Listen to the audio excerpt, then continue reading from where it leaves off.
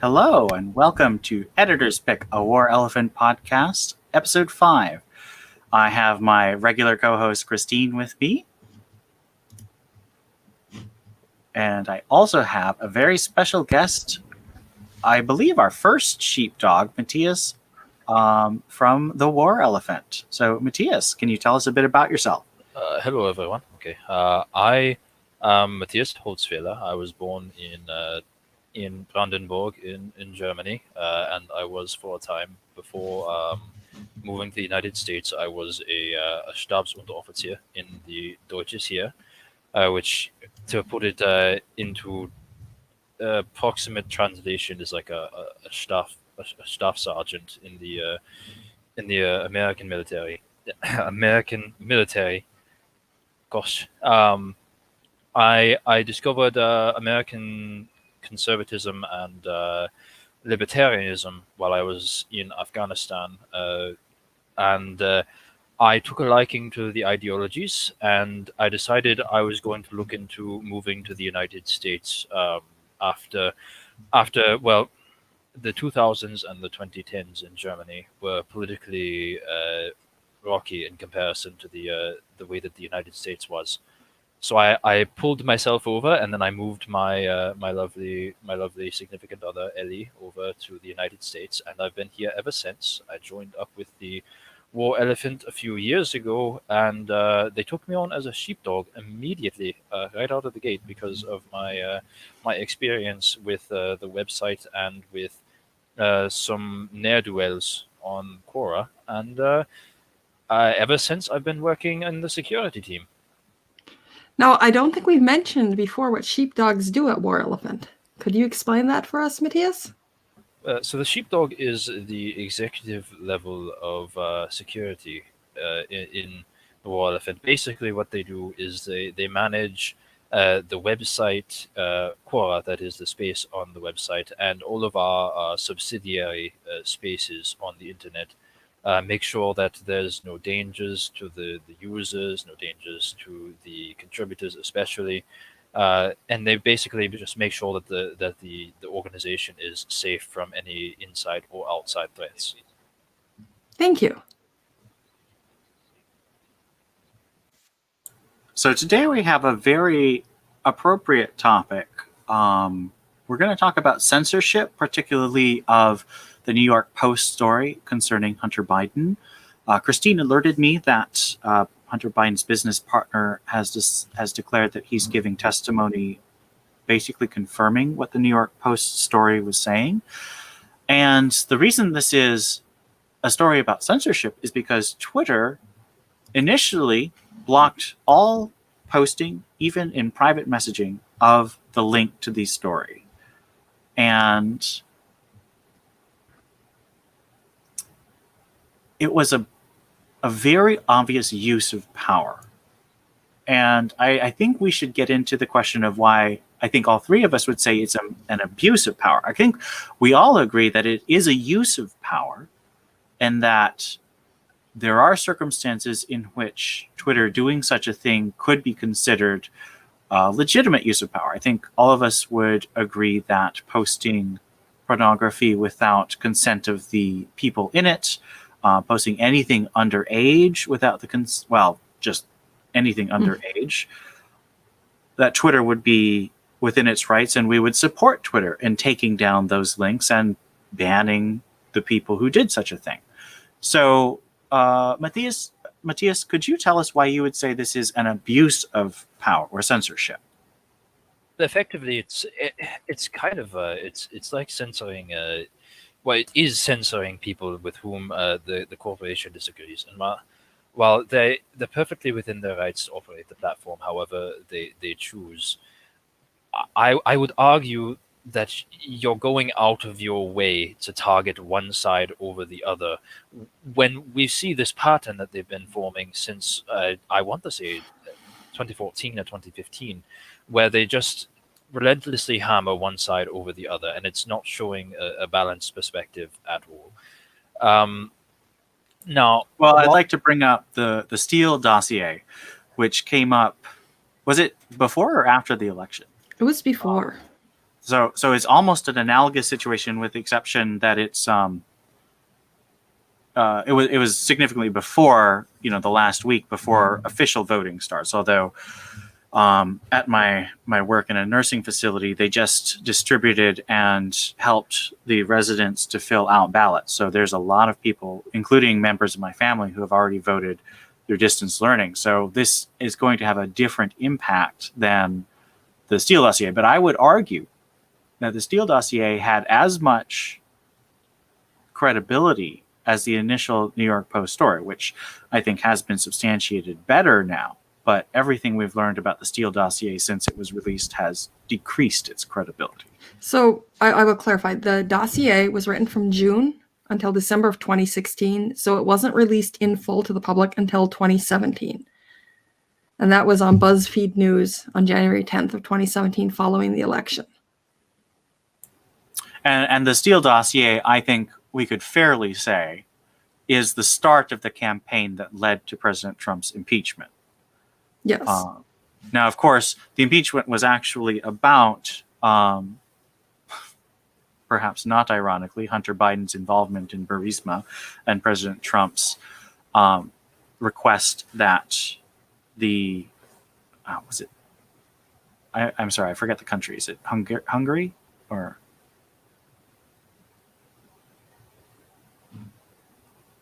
which country was Ukraine? Oh, Burisma the Ukraine. was operating Sorry, in Ukraine.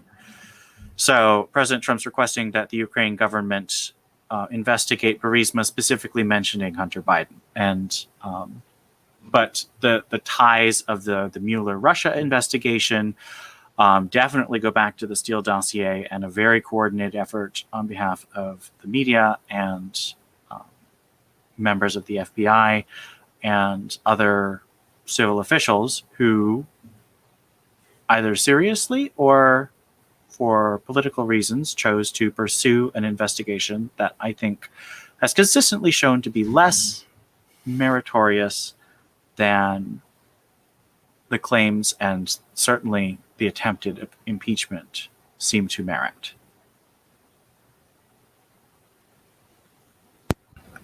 If we want to make it a given, right, that the website has the opportunity, the means, and the justification to act however they wish on the website because they own the platform, they could at least make an effort to be gratuitous equally between both sides with their moderation decisions. So choosing to moderate the New York Post scandal as opposed to the 2016 Trump Russia scandal, and letting one get away with an infinite number of abusive posts on their website, while turning a blind eye to the current censorship issue, is blatantly hypocrisy, and I would say it's an abuse of their own self morality. They're not holding themselves to their own standards. I think one of the keys of this case is that they are saying that they have a duty to protect people from dangerous speech. That is the argument that they are making. There's absolutely no such thing as dangerous speech whatsoever. Speech is an inactionable item which everyone has an inalienable right to. You cannot claim that speech is by any means inherently dangerous, no matter what the speech is. When you have a statement of intent that is reasonably backed up by force, that is when in the West, at least, we consider it something which you can take action against. But someone lying about someone else in the perception of the platform, not even something that has been without a doubt proven to be false, just within the perception of the political platform of the website. That is not something that I would consider to be a dangerous speech. It's simply speech that they disagree with. I would personally go further and say it's not even just speech they disagree with. It's speech they know to be potentially damaging to a political cause that we know vast majorities of the employees of these countries, these companies, are violently opposed to. So it is an explicitly political action during a major political campaign. And one of the things that really surprises me and worries me is lately I've been seeing fact checks on political campaign ads, and those fact checks you have to click through a disclaimer now to see the campaign ads, and they've said things like, this campaign ad was misleading because it didn't include the opposition's viewpoint. Like, what? Absolutely ridiculous, and a lot of the fact checks are blatant gotcha moments where they point to a single word or phrase, and they attack that while ignoring. It's basically where they attack what they choose to make the point of the ad that they're attacking. So they basically strawman the entire thing by attacking one word or phrase. When in general the overall statement of what they are attacking is factual. It's just maybe a number was wrong, or maybe a word was used with a definition that has with a connotation that could be taken in several different ways, and they choose to take it in the absolute worst way. And this has been happening for years, and it's just now that you're seeing it on like Twitter posts, which is just I would say it's petty. It's almost like a kindergartner throwing insults around. It would be petty, except that in addition to blocking, or it's not really blocking, it's increasing inconvenience and increasing the negative noise that you have to get through to consume right-leaning content. They have added a nuisance filter to WinRed, which is the conservative donation platform that rivals the much longer standing ActBlue donation platform. ActBlue raises a truly enormous amount of money in small donations because it's very easy. You just click, and they have very strong technical support for connecting all campaigns to the big central ActBlue pot. And the Republican Party and the conservative side of the political aisle in America have finally found a competitor to ActBlue in WinRed. It's still not nearly as big because it's brand new as of last year, but it has been heavily promoted, and it's very effective. It's very easy to donate small amounts of money to the political cause you care about. And adding a nuisance filter to that it's very hard to measure, but let's talk about like the 99 cent sales tactic. So you always see something for $4.99 instead of $5. That's because that 1 cent makes an enormous psychological difference to consumers. And it's measurable in large aggregate, which is where it really matters when you're trying to make margin and trying to cut costs and so forth. It makes a difference, these tiny little acts. Adding an extra click may not seem important to a really dedicated conservative or a really dedicated liberal, but to the moderate who's just sort of like, oh, that was a cool ad by Kim Klacik on YouTube, I might want to donate to her campaign. If you have to have an extra click, that might make them think, oh, well, maybe I want that coffee instead. I don't really feel that connected to a Baltimore politician. Why should I give money to that person? That click is a psychological tactic to cost the other political side money. Well, it is not. Especially if it's only applied to one side. Exactly. There is no reporting on ActBlue having this nuisance tactic. With a warning on it. It's a major portion of human psychology, and in fact, we use it in tactics and overall strategy all the time. When say you're being chased by someone, you want to put as many small obstacles in the way as you can on their way to get to reach you. And it's much the same with reaching a website that you don't want people to reach to see or say an army is pursuing you, as many obstacles as you can put in their way as possible, the more likely it is that the person in charge of making those decisions, or in this case, the brain of the person trying to access the website, the more likely they are to decide this isn't really worth my time. I'm going to back off and go pursue something that's a lot easier, an easier target, basically. And on top of that engagement, when they look at the little pop-up that comes up on their screen, and it says all of these things negative about what they're trying to access, it just implies a lot of extra research that they don't want to get into, that the average voter does not look into with their time. So you get a little advertisement on your screen that says, well, this statement is incorrect, see this and this and this and this. That implies a lot more mental work that they have to do, that they would not have had to do had they just had access to the page that they were attempting to access in the first place. And it overloads the part of the brain that is just saying, hey, all I wanted to do was to see this nice campaign ad that I got a little notification for on my YouTube. I didn't want to get all of this extra baggage.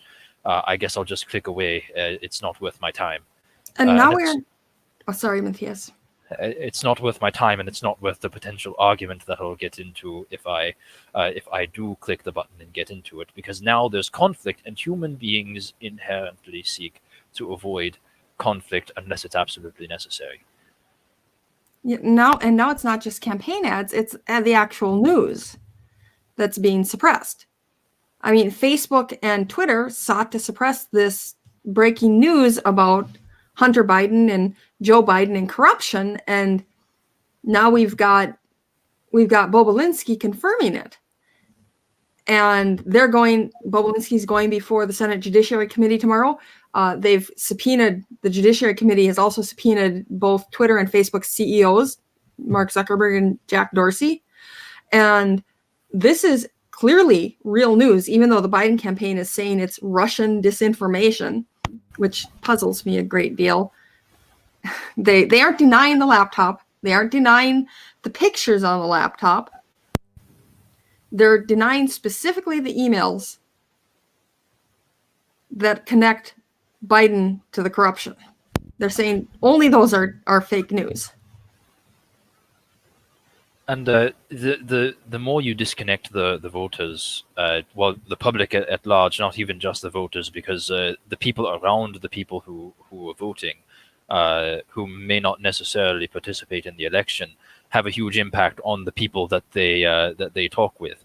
So, like, if you're a person who is considering voting, and everyone around you has a negative opinion about one candidate, you can't come out and say, hey, I'm going to vote for this candidate, because if you do, you have an issue on your hands with the people surrounding you, even if you're sure that they're not going to vote. The more you disconnect the people participating in the election and the people around them from this story, the more likely it is that the outcome is going to look more positive for your party. And when it does, and that party gets in power, now you have the ability to finish off the scandal that was giving you an issue in the first place, because your people are in power now. If Biden gets into power, and we have a Democratic Senate and a Democratic House, and even, let's say, they manage to somehow stop the Coney Barrett nomination from actually achieving a position on the court. Once you have all of these pieces set in the game, the last move is to sweep the scandal under the rug. So they know that if there's no mass outrage about the scandal, then they can just push it out of the realm of public viewership, and the scandal just disappears. It'll come back up in 5 years when someone's discussing 2020 in a summary, and that's it. And if they can control the media, then they can silence that. I mean, that's a very powerful tool. And there are many ways to do that. Certainly there's been talk on the left, that about needs to shut down right-wing media, how dangerous talk radio is, how dangerous conservative voices on YouTube are, how dangerous having Breitbart is. And I know even among some of our own War Elephant people, we if we share a Breitbart article, they're like, oh, I don't like to touch Breitbart. And we say, well, we take things article by article. And I'll say right here, for people not familiar with what War Elephant publishes, we also publish things from Salon and Vox from time to time. We really take things article by article. But if you remember back several years ago, Breitbart lost almost all of their advertising revenue because of a Sleeping Giants campaign to shut down advertising from Google, which controls nearly all of the advertising on the internet. And in 2018, the Patreon purge pushed nearly all the most conservative voices off multiple platforms online. And it started out with people who pretty much nobody wanted to defend. And it moved to some fairly mainstream voices. This is an issue that you see often with media monopolies. The most common form that you're going to see is going to be government ownership of the monopoly of the media, where they attack a group of people that are an outlier that no one is going to defend.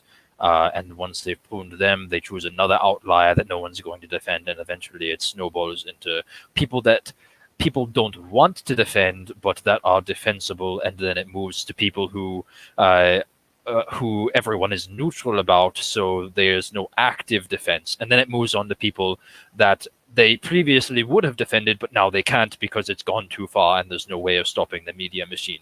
And this is typically seen in governments, but now we're seeing it in large corporations in the United States, which is...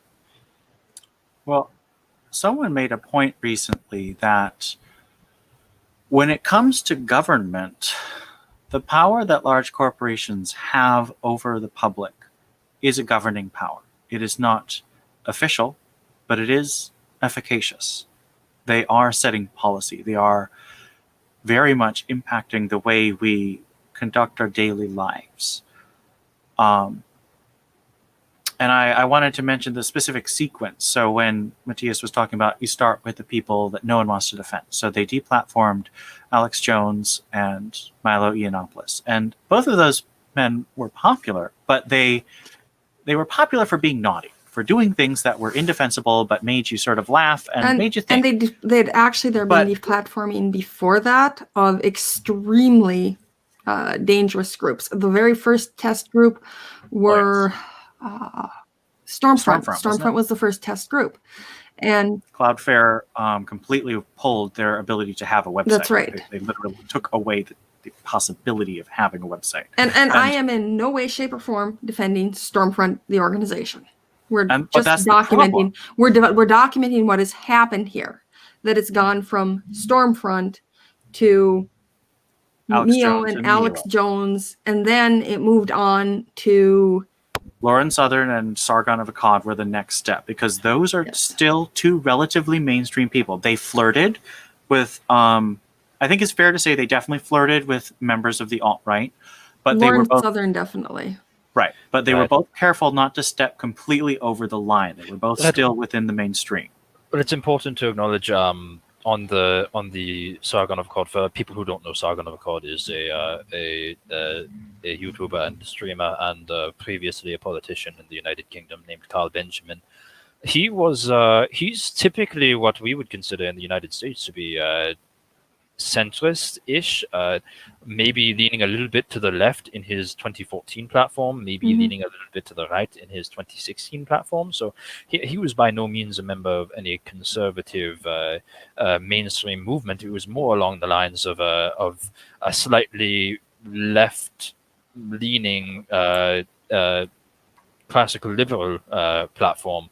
And I mean, I'd say he's more of a populist.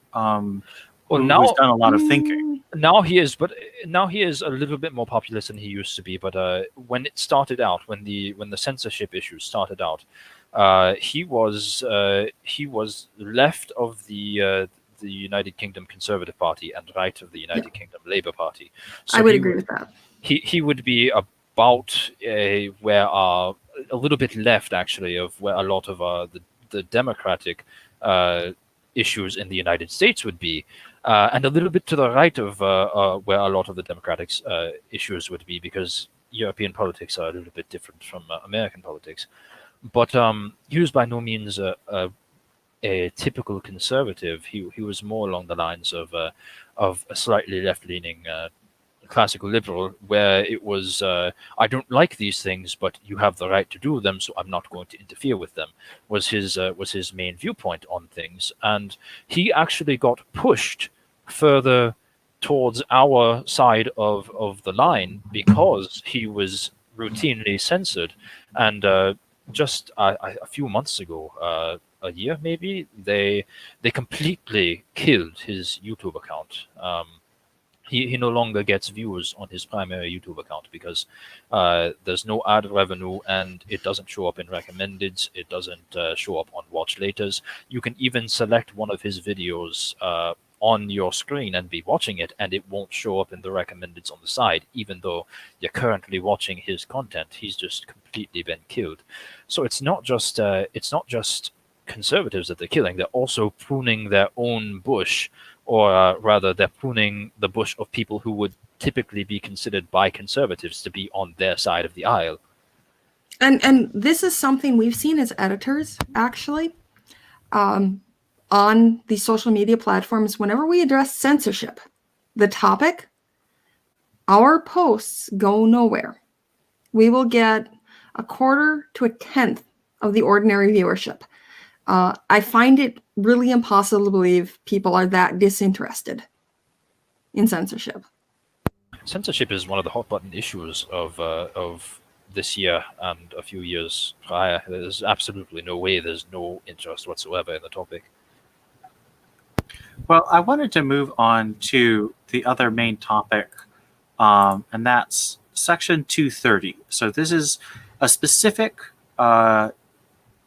act from 1996, which was stating that no provider or user of an interactive computer service shall be treated as the publisher or speaker of any information provided by another information content provider. So fundamentally, this was a way to decrease regulations so that someone could provide a service to a large number of people without being responsible for necessarily policing the people who are using the service. So a very basic example, if you are Twitter and someone tweets a threat at someone else, Twitter is not responsible for the threat. Now, Twitter may, for community reasons or personal preference reasons, choose to censor that, but you cannot sue Twitter because someone chooses to threaten someone else on Twitter because of Section 230. And that means that what we have come to call the platform versus publisher divide has come to be enshrined in internet regulatory law. A platform is not responsible for the content that is hosted upon the platform. A publisher is responsible, and a publisher can be sued for libel, slander, or threats. And this was used to cover all internet discussion boards, all response boards, forums on, like, whenever you went into the newspaper and had a comment section and you commented on it, it covered the liability for user comments on all of that. And it was meant to protect free speech online so that all the people providing opportunities for people to speak didn't end those opportunities. So, Matthias, I believe you had mentioned when we were planning for this podcast that you had some thoughts about Section 230. And Section 230, either repealing or modifying it, is a very hotly debated issue in conservative circles because a lot of conservatives are friendly to the idea of a platform. What my argument currently is, and what I think a lot of conservatives is, it's not being applied fairly. They're acting as a publisher of conservative content where they control it and they throttle it or they add nuisance filters, while they treat liberal users of the platform as completely a platform. They can post almost anything they want without any nuisance platform or filtering. Right. Well, the idea of Section 230 was for the the moderation of speech, of free speech, to be performed only in good faith. So you have the opportunity to moderate your platform however you see fit. It would only be a Section 230 action if you managed that content in good faith. If you pruned out comments that are objectively not First Amendment protected speech, or rather free speech, the right to free speech protected. So direct threats that have a reasonable backing, or criminal actions such as posting child pornography, things like that. But it's extremely important that websites provide a reasonably fair platform for both sides of the aisle on any discussion. So you can't have a website that just decides that they prefer one side of an argument over the other, and kills the other side of the argument, for lack of a better term. Because when you have that, the people that use that website are going to either largely tip towards the side that they hear the most, or the only people that you're going to attract to the website are the people who believe the arguments that that site is promoting. And we've seen it in the numbers for the website. It's not only bad for the right to free speech because it stifles both political and social commentary. It basically makes it incredibly problematic for people in the information era to spread information, which is the entire point of the information era. But it also hurts the website that is doing the platforming, because they kill their own numbers. We saw it with Twitter after 2016, and we've been seeing it with YouTube over the past few years. So I would argue that it's not only in the worst interest for free speech to treat speakers unfairly, but it's also in the worst interest of the websites themselves, and therefore they should be platforms and not publishers. I agree. I think maintaining the platform is extremely important.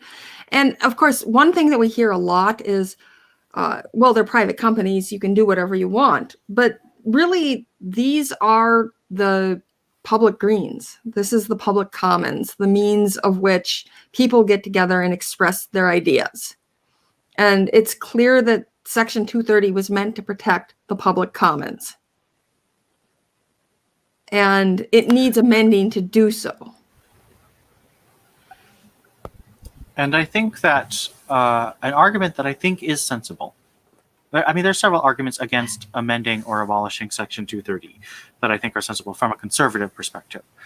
One, of course, is that the government stepping in gives it more power, and especially if there's a blue landslide and the Democrats take control of the Senate and the presidency and maintain control of the House, that will be a tool that they can use themselves. And I think that's very worth thinking about. I think too much political thought is focused on the here and now. I think we should stop acting like our side will always be in power. We think about the consequences of what happens when the people who we disagree with are in power, because they will always have their turn. That's the way our system's set up.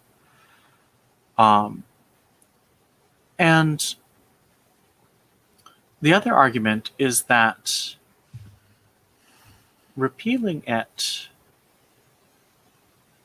means that we have to create our own, and the tech companies are so monopolistic and the regulatory environment favors them so much that any attempt to create our own public greens will end up in failure. And I will say that is a very good argument, because I have joined many of the alternatives to Twitter to test it out.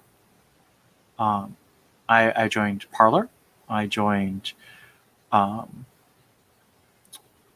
Curious Cat. I don't remember if I joined Gab. I think I did. I joined Think Progress. I tried Gab. I think I tried it and I was just like, this is terrible. And It honestly, I was. feel the same way about Parler. I don't think it's a very well put together platform compared to what Twitter is now. Twitter is an extremely powerful, polished, and fun platform to use. Parler is not. And so There are things I actually really like about Parler that I think there are are improvements potential on there, Twitter, but but it's it's a not there yet. process. It's a process, and A large part of the issue about the alternative websites being non-viable for use on our side, I'll say it for Walter's sake. Why using the alternative websites is not very cash money of us is because they don't get a fair shake at living as a platform. So typically, conservatives will join a platform. Conservatives and libertarians, basically anyone on the right, will join a platform and make it their own. And it'll have a little bit of a grassroots beginning, and the people there will make it into their own sort of community, and then word will catch on the main platform like YouTube, or Twitter or Facebook or whatever, and suddenly there's an influx of people, and it has to be updated to match the influx of people.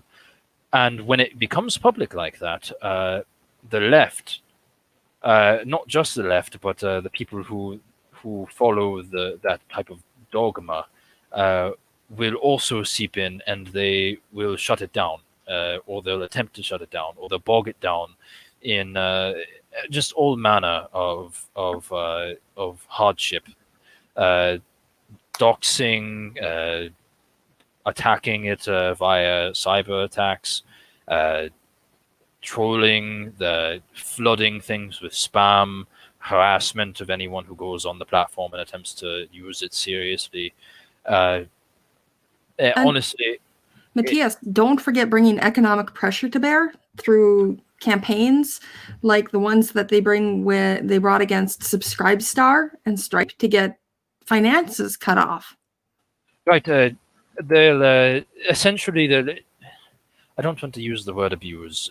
They will make a threat to vote with their wallet. And the thing is that these companies cannot necessarily gauge whether the people who are threatening not to use their services or to bring economic hardship upon their services are not the target group. So they're having trouble keeping up with whether or not they're performing well economically in the future. They have a good economic future, and so they end up panicking. And it's not only the companies, but the users of the platforms end up panicking, and they either leave or they just never use the platform. And in the end, it ends up with you end up with something like Parler, where it's in the public knowledge that it exists, but it's just not taken off like people would want it to. In the end, the attempt to make a platform for the other side of the aisle just fizzles out of existence. Now, there's a couple of things that have been done, introduced in the Senate already. First of all, President Trump issued an executive order on May 28th for preventing online censorship, but that really has no real legal teeth. They don't have a real good enforcement basis for it. So even though the Senate Judiciary Committee is bringing people forward, there's been no lawsuits brought based on that executive order, and no real action against the big tech companies for violations of that executive order.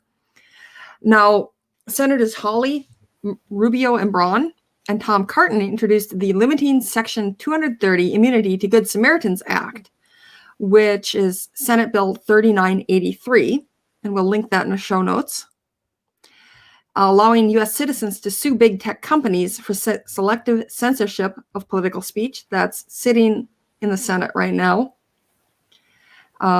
That's one option. But of course, you would have to have the money to take the big tech to a lawsuit. Good luck. And secondly, another approach has been approached by Senators Roger Wicker, Marsha Blackburn, and Lindsey Graham. and they introduced the Online Freedom and Viewpoint Diversity Act. And I actually really like this. This was introduced in September, and this modifies and updates Section 230. And this is Senate Bill 4534. We'll also have this linked. And what this does is it clarifies when Section 230's liability protections apply, so that instances where online platforms choose to restrict access to certain types of content. And it conditions the content moderation liability shield to an objective reasonableness standard. So they're saying that in order to be protected from liability, they can only restrict access to content on the platform where they have an objectively reasonable belief the content falls within a certain specified category. And instead of protecting otherwise objectionable under 230, they're going to replace it with concrete terms, like they can remove content protecting terrorism or promoting terrorism and determined to be things like promoting self-harm, so that the tech companies can't just willy-nilly remove things. They have to fall into specified categories and be very specific.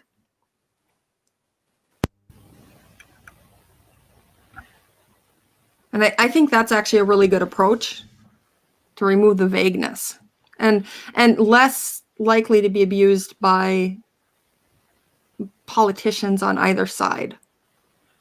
Right. We have to be extremely careful when handling things of this nature from a legal standpoint, because you will get the people that we mentioned before, the people who cry out, well, it's their platform and they can do with it whatever they wish. So I'm hesitant to throw backing behind any form of legislation. I mean, the fact that Section 230 even existed was something that I hadn't paid heed to until it became an issue that I needed brought up to my attention, which was when I did become interested in free speech as a topic in the United States. So while I would hesitate to approach this from a Senate standpoint, I would agree that there needs to be more done to protect the individual users and the organization's ability to exercise freedom of speech on these now public forums, where it's not a matter of, well, this is our board and you have to follow our rules, otherwise we will erase your entire online existence, such as what major tech companies like Facebook and Twitter are capable of now, where people say something on their platform and suddenly not only the account there is terminated, but it seems that every account on every platform everywhere is suddenly terminated. I would agree that there needs to be more protections, and I would approach a Senate standpoint on this issue of introducing new protections with a grain of salt, personally. But I can see where it's coming from, and given enough convincing, I'm sure I would agree to it as well. And it may be that the ultimate solution to this problem, to protecting freedom of speech outside the government sphere, may require a constitutional amendment protecting private individual freedom of speech. Anything that goes through it, honestly, if it goes through the proper channels and the constitutional amendment is introduced, that adds not an addendum, but shores up the right to freedom of speech in the United States, and it's ratified, I can see that being something that I would also support. Honestly, I'm a free speech extremist in pretty much every definition of the word. So anything that goes further to protect an individual's right to speak freely and to share their interests with the world is something that I would throw my backing behind, given a close look into it. And for the record, I support the absolute right to freedom of speech of all people in the United States. And that includes the radical communist and activist, as well as people who think similarly to conservatives. Right. It's you'll every now and again. It's not often you'll come across someone who is extreme in the opposite direction, where it's censorship of far left ideals, where they're claiming that, hey, they're doing it to us, so we might as well do it in return in the opposite direction. And I have to argue against them as well, because you're not, when you're censoring the opposition, it sets a precedent. And when you're censoring the opposition in opposition to censorship that they are performing against you, not only are you following the precedent that they have set, but you're also being a major hypocrite. You need to take a stand on the idea of freedom of speech being an absolute right that no one has the ability to infringe upon. And if they do infringe upon it, there needs to be retaliation, legal or otherwise. So you can't let the left dictate to you that you should return their censorship to them when you come into power. All that's going to do is result in the government having more power when the next president or when the next Congress majority comes into power. It's just a vicious cycle that you can't let happen. And in this case, everything we've been talking about actually also revolves around the freedom of the press, not from government oppression, but from capital oppression. And it's interesting, we're kind of winding to the end here, but people talk about government and corporate collusion and oligarchy. And honestly, how do we know that there aren't going to be forces in government controlling these large corporations, sending their messages to them and saying what is and isn't acceptable? If you allow companies to dictate what can and cannot be said in the public sphere. I'm a major supporter of, right, so everyone knows the typical libertarian small government talking points. I'm a major supporter of, when it comes to the operations of the rights of citizens of the United States, I'm a major fan of as much transparency as possible. So as I would say that if there's an operation that the government is undertaking that affects the rights of the citizens of the United States to operate their inalienable rights, it needs to be whistleblown. And I hesitate to use the word whistleblower because it's got such a negative connotation in this past decade, but it needs to be whistleblown. You can't let something like that continue. And just like if you were in a corporation and we saw it. What was his name? The Google report where he released it. James Damore. James Damore, just like him. I was just about to mention him. You can't let a whistleblower like that be lambasted and ultimately crucified by a political movement. If something so important is going on, it transcends something like arbitrary measures of security. And I say that coming from the standpoint of someone who is an expert in security, both internet and physical. When you have something that is the fundamental construction of your society at stake, whether or not you have tier 1 security just does not matter. It's a matter of the survival of your culture. So here at War Elephant, we are dedicated to preserving freedom, liberty, and virtue through our posts, through our podcasts, and you can join our community by going to Quora, which we'll have linked. We also have a Discord, which is extremely active. Later tonight, we're going to be doing a sort of watch along and conversation about the presidential debate that's happening, so you can feel free to join that. We post content in large quantities every day on Quora. We try to post regular content on Twitter and Facebook. And it'll all be similar to this. We'll have differing perspectives. As Matthias said, he's much more of the libertarian perspective. Christine's much more of the classical liberal perspective, and I'm much more of a conservative perspective. We all tend to lean right, of course, but there are specific nuances that matter between our perspectives, and we are working to get a liberal perspective. Now, if you are a liberal person and you wish to join us on a podcast, feel free to message us on Discord or on Quora. we are looking for that kind of perspective, and our 3 guiding principles as war elephants are relaxed, research, and respectful. So if you can abide by that, we will pledge to abide by that as well, and we'd be glad to further the cause of free speech against censorship and hopefully making a better culture. Thank So- you for joining us today, Matthias. Yeah, I really want to extend a huge thanks to Matthias for his breadth of knowledge and articulation of it. Absolutely. It's a bit out of left field talking on a stream like this, but I enjoyed myself. Well, excellent.